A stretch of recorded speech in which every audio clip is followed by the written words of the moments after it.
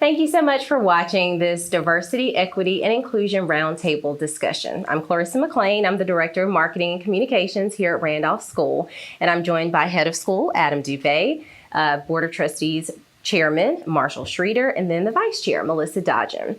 We are actually in Mr. Green's English classroom here on the Garth campus at the upper school, and we are spaced according to CDC guidance, and we are vaccinated, which is why our masks are removed, and we have a masked production team here with us.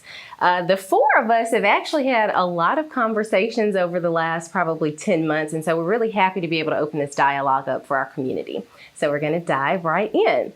So you guys, since the summer of 2020, there has been so much that has happened. In our country, we are still very much in a state of social unrest, and we have had to individually and just collectively sort of grapple with the best way to move forward in terms of acknowledging and respecting difference and dealing with this country's sordid history and just finding a path to equality and justice. And we, as an organization and as individuals, we've had to do some serious introspection. So my question for you guys, and Adam, you can answer first. What do you know now that you didn't 10 months ago?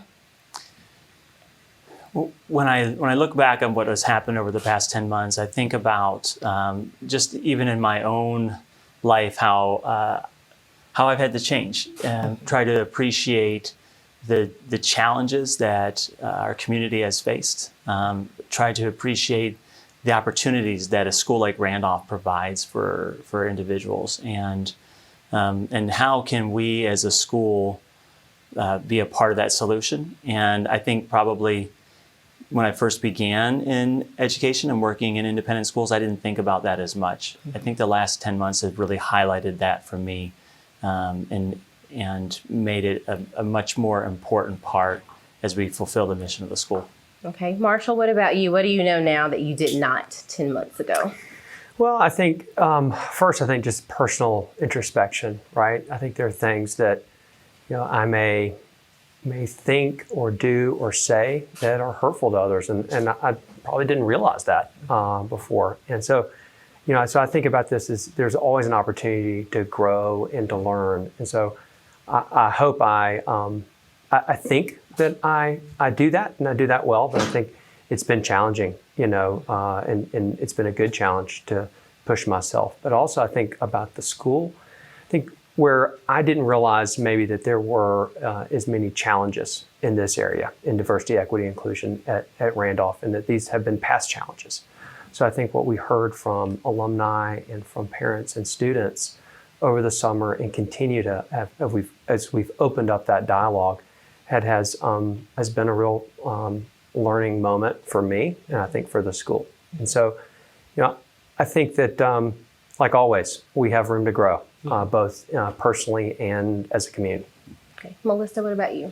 Yeah, Marshall, I would agree with you in your personal thoughts. I felt a lot of similar thoughts, and from the Randolph perspective, I realized that we talk about increasing diversity all the time, and what we had a unique opportunity to join the national movement and put a lot of energy and intention around those talks and really partner with parents to help children grow under our mission, along with our teachers, along with our administrators and our alums. And this is a really good time to join in that discussion that's going on nationally.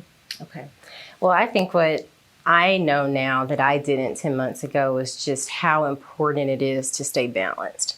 I think when you look around at what's happening, it's so easy to get disheartened, but I think it's important to pay attention to the plethora of individuals that are very willing, to open themselves up to new ways of thinking and new ways of being, and to be inspired by that and to be hopeful because of that. Mm-hmm. And I think I've also learned just how important it is to educate myself and for that education process to be continual. That's something that's just going to be ongoing, for me, and then to be able to share that information with others. So I think that's what I've taken away from the last 10 months. I want to move on to an update related to the Diversity, Equity, and Inclusion Committee that was established last summer under your leadership, Melissa. And can you give us a brief update on the committee's work so far and what our school community can expect moving forward? Sure. It's really important for us from the beginning of the committee, when we were writing out the charter, for us to stay within our mission and have everything be student-centered. And we knew that if we did the work according to our mission, that it would be effective, because that affects all constituencies of our community. Right. So what we have done is we looked at what we have been doing and what was working well and what we can add. The first thing that we saw was the People of Color Conference.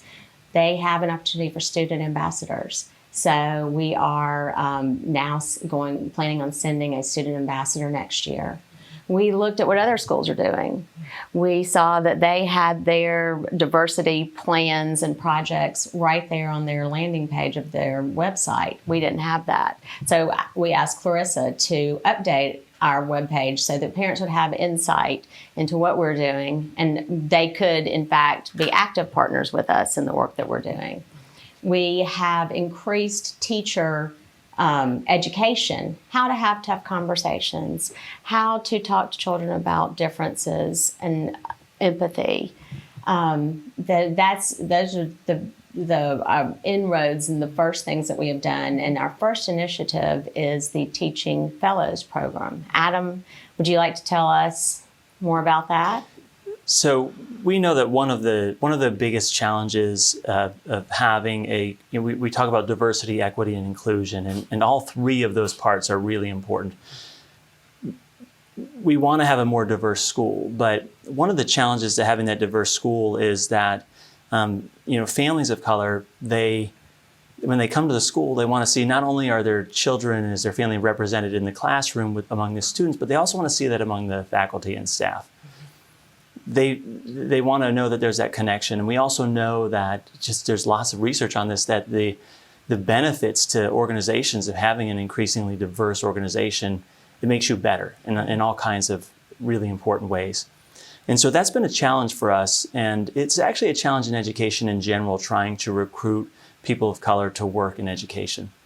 One of the ways that we're focusing on that challenge is we are introducing, and we've actually just begun advertising for it, a fellowship program that we've established for individuals from in the teaching profession who are from underrepresented minority groups in the teaching profession, to get 1 year of mentorship in a paid fellowship.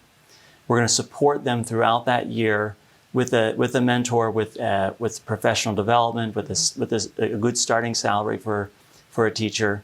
And then the hope is, after the end of that year, find a place for them where they can become a permanent member of our faculty and staff. We think this is a great opportunity for us to really be able to build diversity from within.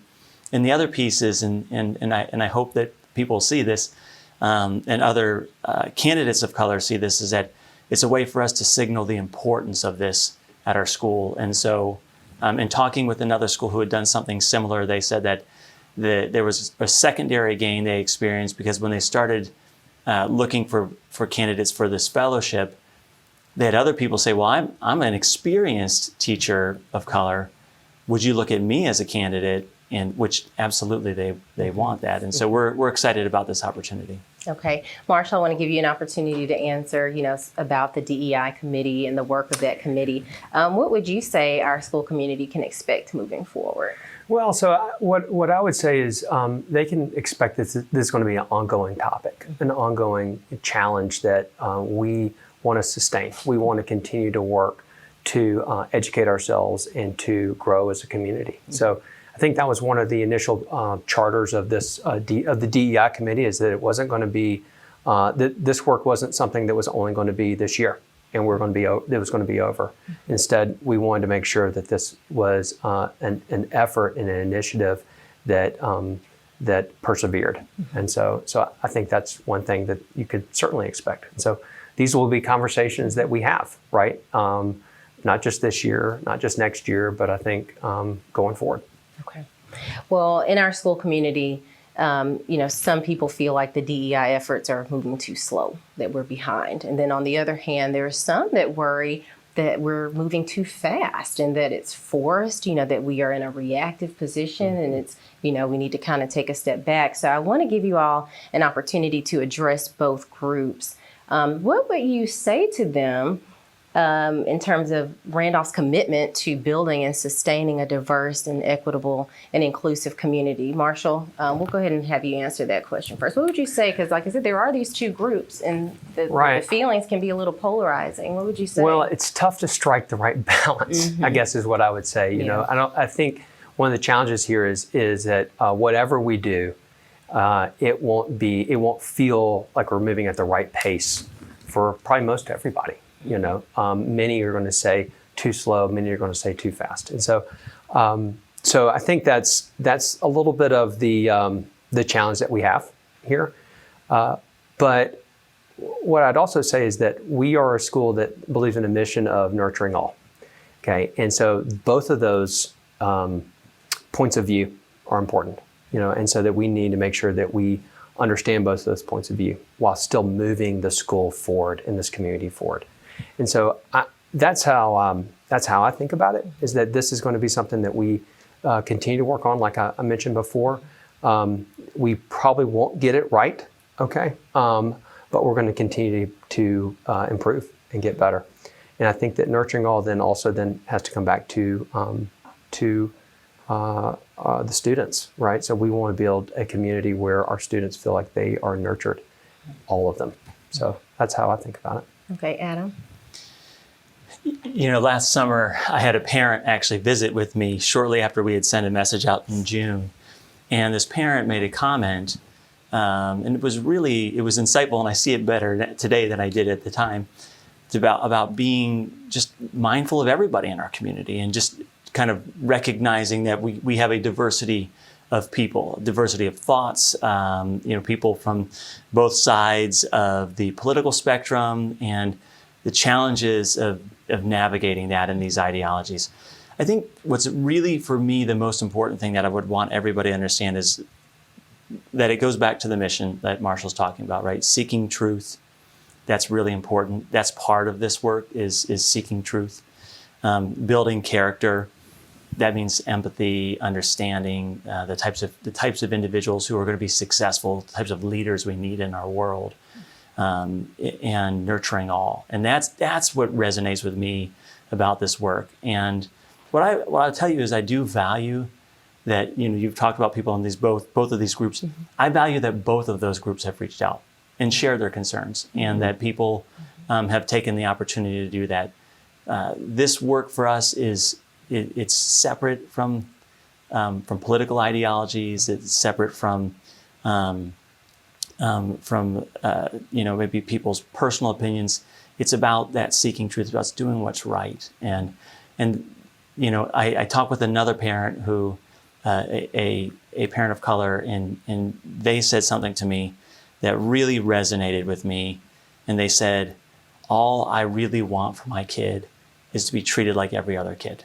That's what I'm looking for. And that, I think that's really important. And I think that's what we all want, that for every student in our school. Okay. Thanks, Adam. Melissa, what are your thoughts? I think when you think about the work we do according to our mission, if we do it well, it is gradual, and we really feel the effects of that work 10, 15, 20 years from now. We see the tangible effects of it, and it's hard to wait. We're an instant gratification society, but we want to put the right amount of energy around this work so that we do it well. And when you think about working in our mission, we have an inherent responsibility to raise good children to send out into the world. And we must start today with the conversation. And I'll just echo what Marshall said. Striking a balance is hard, and we want to make sure that every child in this school feels supported along the way, and we're looking for that feedback. And as we get that feedback, we can nurture the things that are going well, and we can change the things that need to be modified, and we will sustain those efforts. All right, thanks, Melissa. Well, we're getting toward the end of our conversation, but I want to end with some final thoughts. When you all think of the work ahead that's related to our DEI efforts and the partnership and the trust that we are saying that we're committed to building within our school community. I want each of you to complete this sentence, and Melissa, we'll start with you. What inspires me most is? The hopefulness our community feels after starting this discussion. All right. Marshall, what inspires me most is? Well, I think what inspires me most are kids and children, right? And I think that I'm hopeful for this work and coming back to that mission and what we are as an institution are to grow and nurture and support children, so they can be good citizens of the world. And so I think that's inspiring, not just for today, but for the future. Okay. Adam? I think I'm most inspired by the willingness of people to engage in something difficult. Easy things aren't usually worthwhile, right? Difficult things are worthwhile. And what I've seen in our parents, in our students, in our faculty, and our staff is a willingness to engage in something that's really, really difficult. We don't all have to agree. We won't all agree along the way. But a willingness to engage in those difficult conversations, to seek truth. I mean that. I'm not trying to wear out the mission, but it's true. I mean, this is what we're trying to do. And that inspires me about that work. And I have had amazing conversations with our faculty and staff. We've had book clubs related to this work. We've had some other trainings and presentation, and the things that they have said after that or during that work has been so encouraging to me. I'm inspired by that. It is a difficult time. It's a very, very difficult time. But to know that we're doing this in the context of a community, that's really the only way you're going to make effective change happen. I think what inspires me most is just the opportunity to participate in change that's going to be impactful, that's going to be long-lasting, and that, as you all have said, that we know is going to positively impact our generation and future generations. I think that inspires me. Well, thank you for your time. Thank you for your transparency, and thank you for your willingness, to be involved in this discussion. You and I, we have all had so many conversations individually in group settings, and I just think it's so important for us to be able to share that dialogue and show our commitment, as part of the school's leadership team. So thank you so much for that. And I just want to say, if you're watching this video and you want to share some feedback with us, if you have knowledge, if you have experience, if you have resources that you think could contribute to this work, please contact us. We are open to that feedback and open to that support, and we welcome it. Thank you for watching.